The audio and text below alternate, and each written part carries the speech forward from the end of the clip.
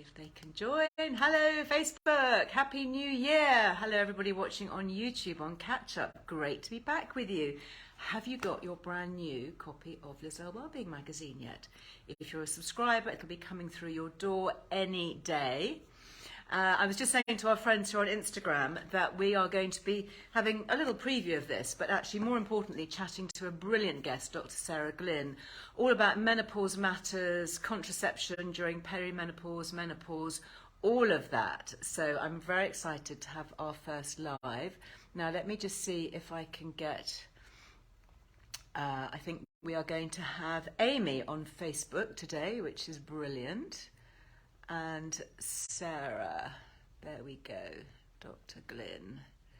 Thank you very much. Do you know, this is an old maternity top. I can't remember where I got it from. It doesn't have a label in it, but yeah.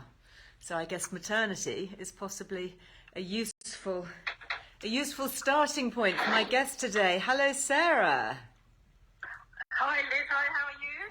Very well. Happy New Year. And to you. This is my first ever Instagram live. Marvellous. Well, it's our first one of 2023, so you are very welcome. You're with friends here. Perfect. Now, you and I met at a menopause women's health conference, didn't we, towards the end of last year? So it was really good to meet you in real life. Do you want to tell us just a little bit about your background and your area of medical specialisation? Sure, yeah. So I'm a GP by training, and I've been specialising in the menopause now for the last few years.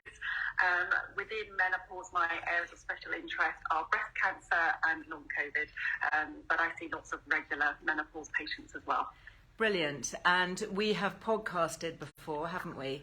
Mm-hmm. Particularly on HRT and breast cancer and all of that. And I know that you have a lot of patients actually who come and see you who've got cancer concerns. Mm-hmm. But more generally, I think, have you found that you've made the switch to becoming more of a menopause specialist because there's just much greater awareness and demand with your patients, you know, moving from general practice? I think certainly the demand has gone up, absolutely. I think obviously there's been a lot of stuff in the media and TV. I hold an academic position with Newson Health in association with Louise Newson as well. Yeah. And it was something that I never planned to do. If you'd asked me 3 years ago or even 2 years ago what I'd be doing now, I would never have guessed that I would be a menopause specialist. Really? And the demand, yeah, absolutely. And the demand has obviously been increasing the whole time, which is great. Yeah. Women are becoming far more aware now of menopause and hopefully the benefits of HRT rather than just the risks, which are very small if they exist at all, depending on the type of HRT that you're prescribing. And so as an NHS GP, I was finding it increasingly difficult actually, because in the NHS, as I'm sure you're aware, GPs get 10 minutes per patient. And as word spread that I was, getting involved in menopause, I think probably about at least 3/4 of my patients by the summer were menopause patients. They were just coming to see me, and it was just getting really difficult because I couldn't do 30 menopause consultations a day in 10 minutes per patient. No. So unfortunately, I have left the NHS now and I'm working in the private sector. Yeah. I do that half the time and then I do my academic work the other half of the time. Right. And when you look at your academic work, what are you particularly focusing on? So 2 things really. So as I said, so breast cancer is a really big one. So I'm working with Newson Health at the moment, and it's almost exactly a year we've been working on developing a consensus statement to support shared decision making and prescribing of HRT to women who've had breast cancer, if they want it and if the benefits outweigh the risks. Yeah. And we believe that the best person to decide whether the benefits outweigh the risks is the patient themselves and not the doctor or somebody else. And we're just trying to put something together to support giving women accurate information that's up to date and evidence-based, and giving it to them in a way that enables them to make the decision and give informed consent. So and of course, there's so much more good evidence-based information out there now, isn't there? There's the Balance Menopause app, which is a free app. There's the Menopause Charity. I was very pleased to be the first ambassador, and that's just growing. And of course, it's global. So I know a lot of our audience here is not just UK based, but when you are online, you've got access wherever in the world you are you've got free access to these resources. And it's just so important, isn't it, to empower women as we move forward. Absolutely, yeah.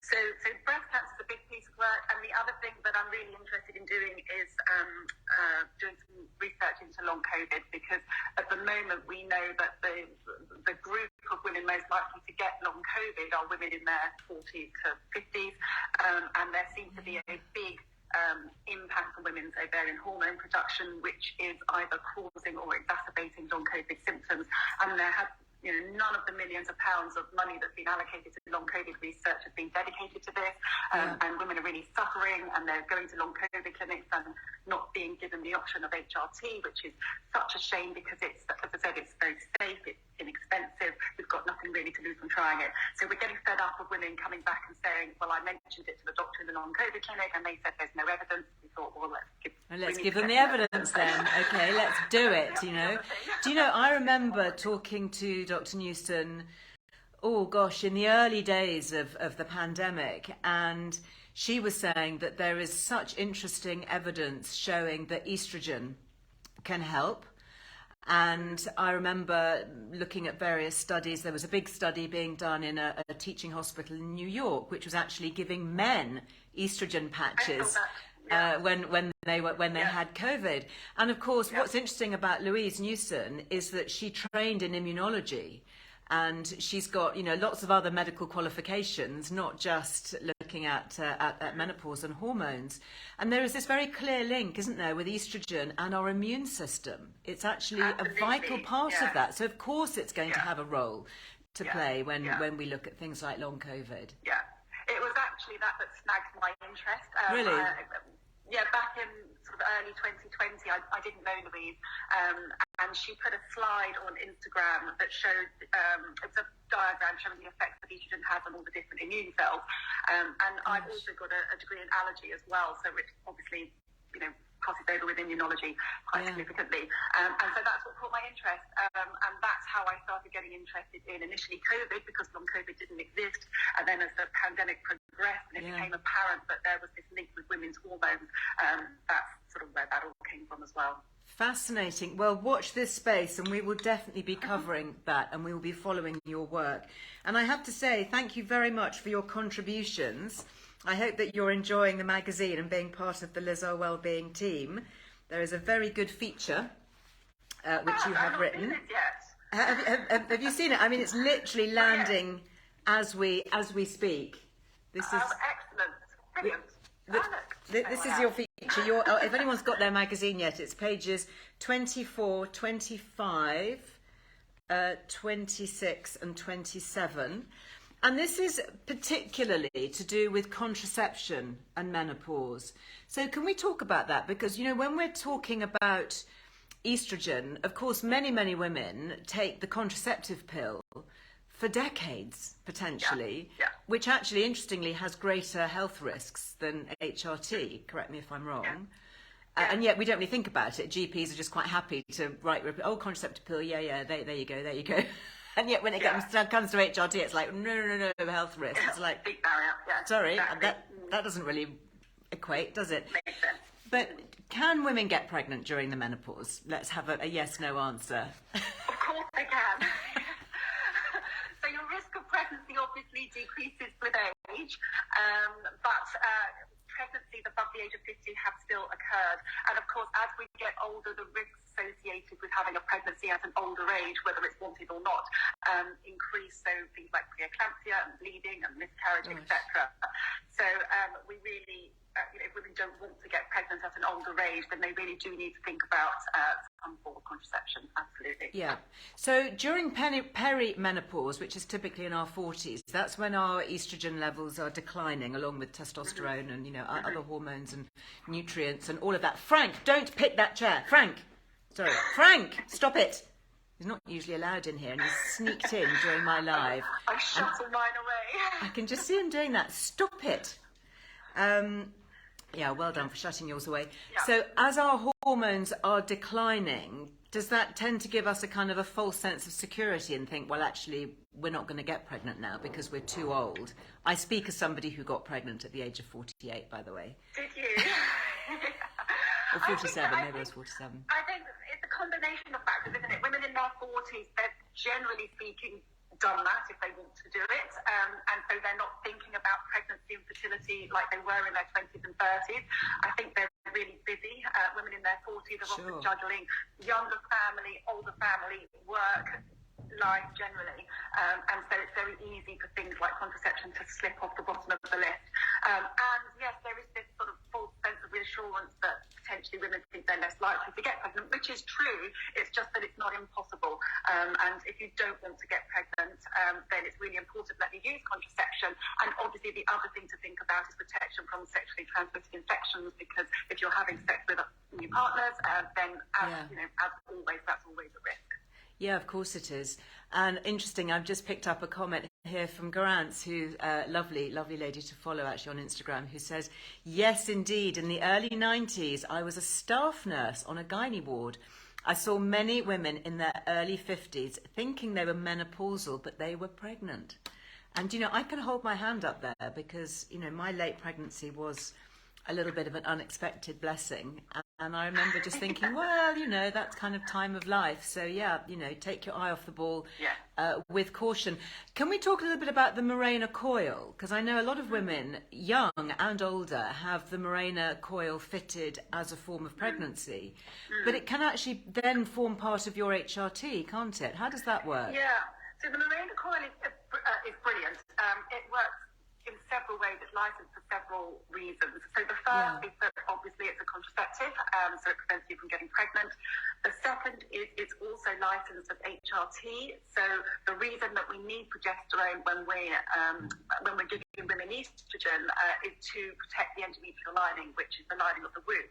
So if we gave women estrogen on its own, the lining can thicken, which can cause bleeding problems, and further down the line there's a very small increased risk of endometrial cancer, which is completely avoided as long as women also take progesterone. Yeah, that's why you need that thickening of the lining. Exactly. So it's a safety thing, and it's actually really important women understand that, because I've had several patients come to me that have been started on HRT, didn't think they were benefiting from the progesterone, and so have stopped it, not realising that actually the progesterone is a really important, really important and really safe. And interestingly, that progesterone that goes in the Mirena coil, because it's localized, so it's right there inside the uterus, is a teeny dose, isn't it? Isn't it equivalent to sort of 1 or 2 Utrogestin capsules for the whole year? Yes. Yeah, exactly. I mean, it's a marvellous thing. Exactly. So women that are sensitive to progesterone, who may not have been able to tolerate the pill in the past, or have not been able to tolerate body identical oral progesterone, again, the Mirena coil is an excellent option for them. That's interesting. So progesterone sensitive women can have it localized, so you're protecting the uterus, really important.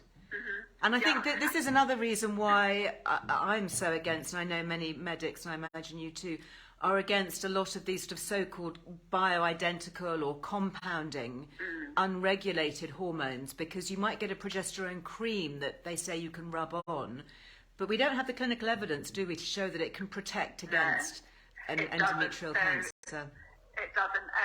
So exactly. So there's a lot of confusion between bioidentical hormones and body-identical hormones. So body-identical hormones are the very safe form of HRT that we prescribe both in the NHS and the private sector. You don't get a superior HRT. If you come and see me in the private sector, it's all the same. And it simply means that the chemical structure of the hormone is identical to that the hormones that the ovaries produce. Right. Whereas bioidentical hormones are only available in the private sector, and they have been compounded and made by a private lab. So you don't quite know what you're getting. No. You don't know if what you're getting is the same as what you got last time. You can't titrate the hormones very easily. So women that are having bioidentical hormones often have to have a lot of expensive monitoring that isn't necessary normally with body identical hormones. And they, at worst, they may not be safe, because you don't know if what you're getting in terms of your progesterone is protecting your endometrial lining. And certainly when it comes to progesterone, at the moment, there isn't a safe way of giving that across the skin. I spoke to someone recently who said they did try and make a patch with enough body-identical progesterone. You can get synthetic progesterones in patches, but I'm talking about body-identical progesterone. And they estimated that the size of the patch patch would have to be about the size of a dinner plate to get enough progesterone across the skin and into your bloodstream. Maybe not. They don't want a patch the size of a dinner Not plate. really. I don't know why. Not a good look, is it? So anyone that tries to tell you that a cream or a patch with body identical progesterone is going to be good enough should be a huge red flag. Yeah, absolutely.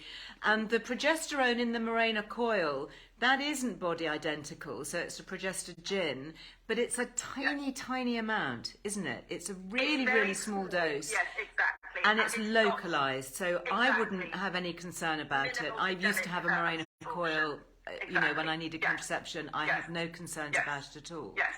So interestingly, the breast cancer risk that we talk about a lot with HRT, if it exists, is very small and is linked with the synthetic progestins, which are a form of progestogen.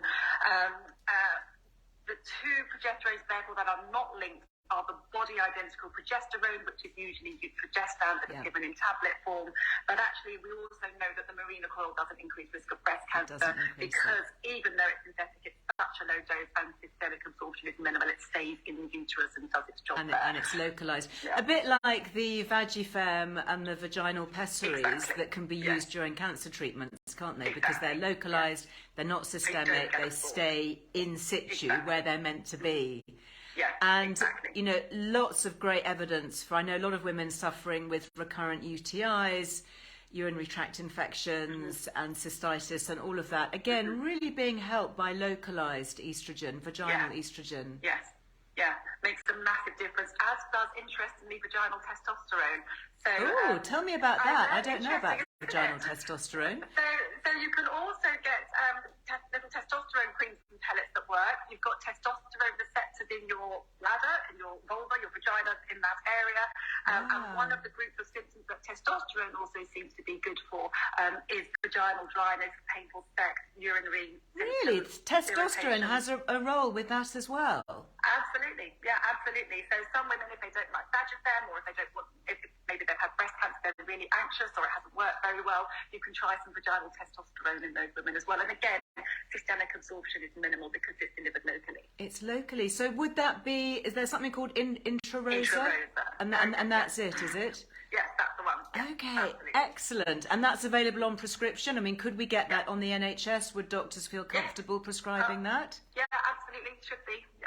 Should be. Okay. That's the thing, is it? That's the word. Should. Yes, Are they? They should. Yes. I can see actually Amy is really busy on our Facebook page putting up lots of links, because we do have on Earle Wellbeing, we've got podcasts, we've got fact sheets, she's just reminded me here that we did a podcast with Dr. Louise Newson talking about treating recurrent UTIs and how safe these hormone treatments are. And it's and I mean, I've obviously written guides on that, the truth about HRT. So what are you most looking forward to, do you think, in this year ahead? Do you think we're going to see a bit of a sea change when it comes to hormone prescribing? Are we going to get testosterone available for all women? It would be nice, wouldn't it? It would be nice. Whether it's going to happen in the next year or not, I don't know. I'm not sure in terms of what I'm looking forward to. What I'm hoping will change are certainly, as I say, awareness about long COVID, easier access. There was an article again in the British Medical Journal recently where a GP was saying, was complaining that a lot of their appointments were being taken up by menopause women demanding HRT, which I think is really unhelpful. That's such a patriarchal, and I'm sorry, gaslighting, misogynistic view. How dare they say we're taking up time with our health issues? Well, I'm really sorry, doctor. That's your job to look after us. Just do your job. Who's to say that the next person that comes in who maybe has a cough or maybe has, depression, or for whatever reason, you see a lot of stuff in general practice, why is that more important than someone who's menopausal and would like to have HRT? Not just for her symptoms, but for her future health. Yes, to keep them out of the doctor's surgery in the future. Thank you very much. Make your life easier as a medic. Exactly. So it's so short-sighted, and that was a female GP that said that as well, and I was really shocked. I just thought, gosh, we're trying to how can you sit there and say that? It just makes absolutely zero sense. I say to my patients all the time, for women's future health and longevity, that the four most important things you can do are, firstly, eat a healthy diet and maintain a healthy weight. Secondly, sleep. Thirdly, exercise. Fourthly, HRT. If you want to reduce your future risk of heart disease and dementia and diabetes and mental health problems and all those things, then actually those are the four things you need to be thinking about in terms of protecting your future health. Sarah, sorry, I can hear myself. No, you and me both. We're on the soapbox. I love it. What a great, empowering way to kick off a new year. We've got this. And we're going to support each other, and we're going to educate and inform and inspire and help and encourage. Absolutely. And that is the watchword for 2023. Absolutely. Women know. Doctors are still catching up. And by the way, there are some excellent GPs out there that are Of course there are. I don't come into contact with them because they're looking after their patients really well. So I only see patients that have not been able to get the help they need in the NHS. Yeah. Sure. You see the ones who've been failed. Yeah. Exactly.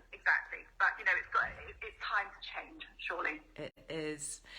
Just very quickly before we go, there was just one question. The name of the testosterone, the vaginal one is called Intrarosa. Exactly. Okay. Thank you so much, Sarah. Will you come back and join me again? Absolutely. Love to. And I hope it hasn't been too awful, this very first Instagram Live. I apologise if I started to rant. No, oh my goodness, we love it. We love it. Empowered ranting, educated and informative. Thank you so much.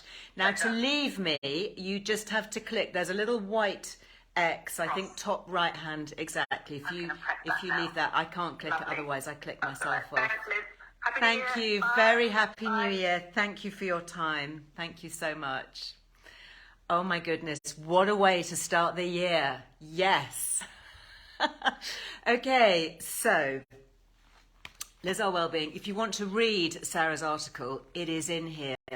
I hope you love our new look. We have changed the 6 pillars at the top here.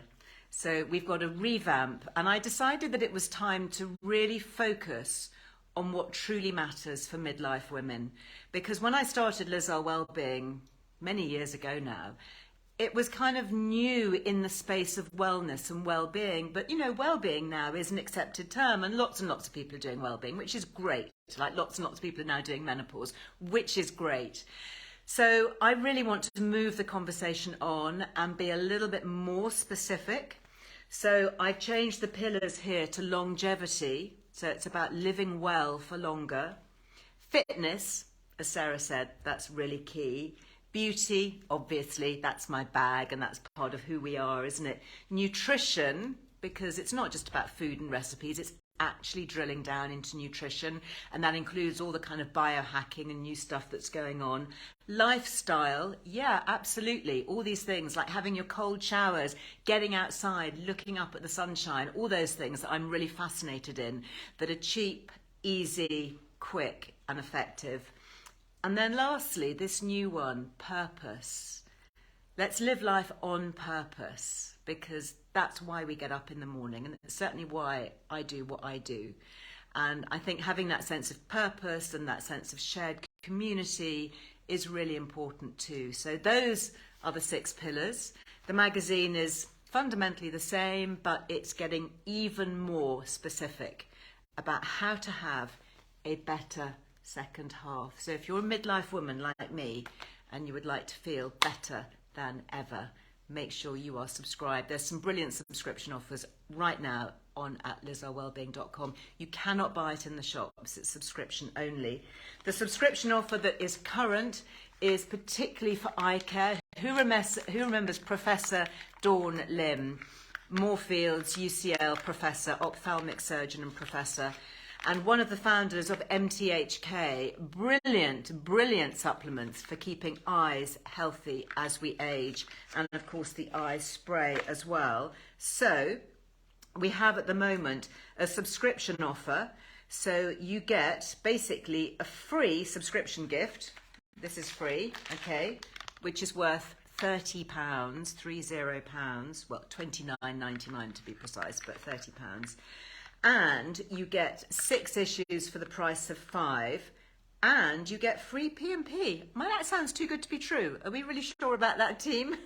You get a £30 gift, and you get a free issue, and you get free P&P. Great. That's the offer. Go grab it while stocks last, and that's with your annual direct debit subscription, which of course you can cancel at any time should you want to, but hopefully you won't, because I do hope genuinely that you love this just as much as I do. This is my life's work. This is my purpose. This is what I'm doing this year, and I'm loving being back with my live, and I will be back with you. When am I next back with you? What day are we today? We are Tuesday. Yes, Tuesday the 2nd of January. Is that correct? I'm back with you on Thursday at 12:30, and we're going to be having a real nutritional focus. So I'm super looking forward to that. Until then, have a wonderful step into 2023. Yeah, there are lots and lots of Liz loves. Yay! Jen says, my daughter's bought me a subscription for Christmas all the way to Western Australia. I hope you enjoy that. Yeah, and you love Dr. Lim too, Trisha. Yeah, the eye spray, you keep buying it. Yeah, we still have a Liz Loves on their products as well. Hi, Nikki, you've just come in. You're going to have to watch it back on Catch Up. Lovely to see you all. Thanks for all the hearts, and I'll see you here live on Thursday. Have a great rest of your day. Thanks for joining me. Bye-bye.